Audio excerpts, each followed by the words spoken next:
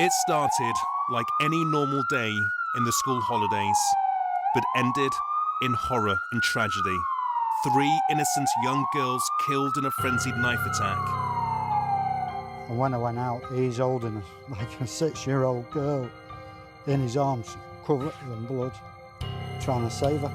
I couldn't stop hugging it. I slept in a bed last night next to it. I couldn't stop staring at it because just you expect your children to be safe.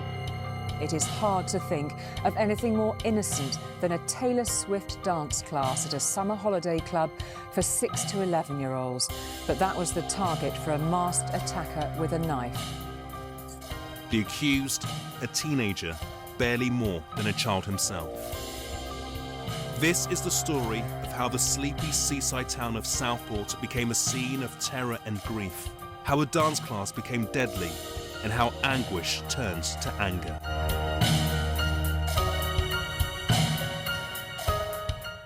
And as people came to terms with the horrific events, disinformation spread and tensions erupted onto the streets.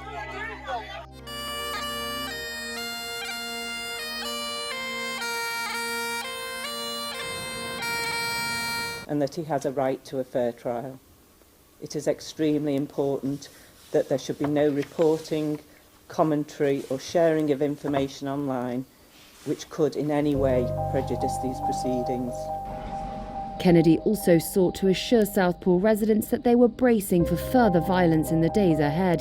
The day after the stabbing, there had been violent clashes between protesters and police in Southport, amid online speculation over the suspect's origins, resulting in injuries to over 50 officers, with police arresting more than 100 people for related offences.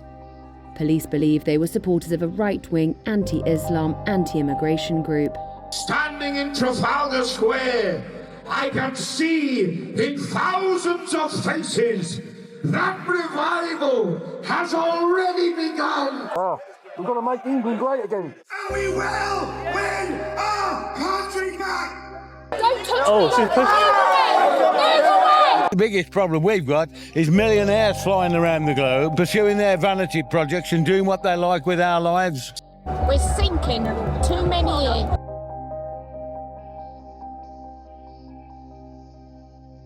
I spoke with a lot of stand-up to racism people, like during this protest. A lot of them were calling Tommy and the people, Nazis and racists. Would you say this was a racist event today? No, not at all.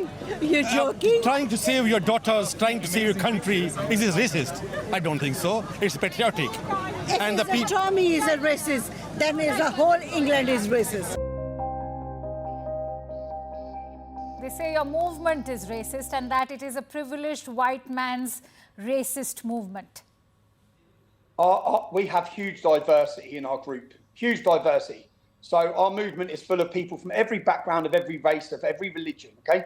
But we oppose Islam. Unfortunately, these are the absolute cowardly slurs that are thrown at anyone who tries to have an open, honest discussion about mass immigration from Islamic countries into the UK. Wherever Islam becomes dominant, and it's going to happen in India, so Indians need to really wake up. Hindus need to get ready, as you're fully aware. You're going to become a minority in your own country, the same as us. What happens to minorities when Islam governs and Islam rules, we all know. They get persecuted, they get raped, they get butchered, they get murdered, and they're driven from their own lands. So all the Islamic nations that once were Christian, once were Hindu, that have been absolutely obliterated with no human rights, no support, and no protection for minority rights, that's the reality when Islam becomes dominant. I want to do everything I can in my power, humanly possible, to stop the Islamic takeover of my nation. The media lie, they deceive, and they fool the public with their narrative. And I've gone and broke their lies and exposed them in a major way. I'm proud of my work as a journalist, and I stand for freedom of the press and freedom of the speech.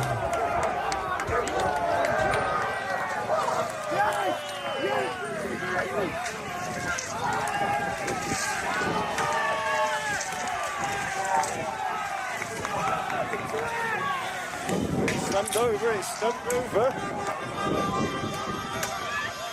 Yeah.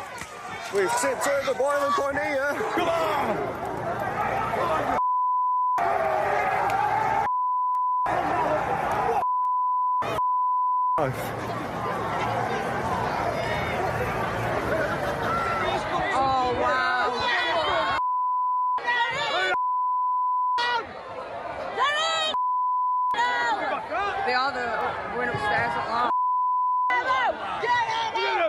swinging.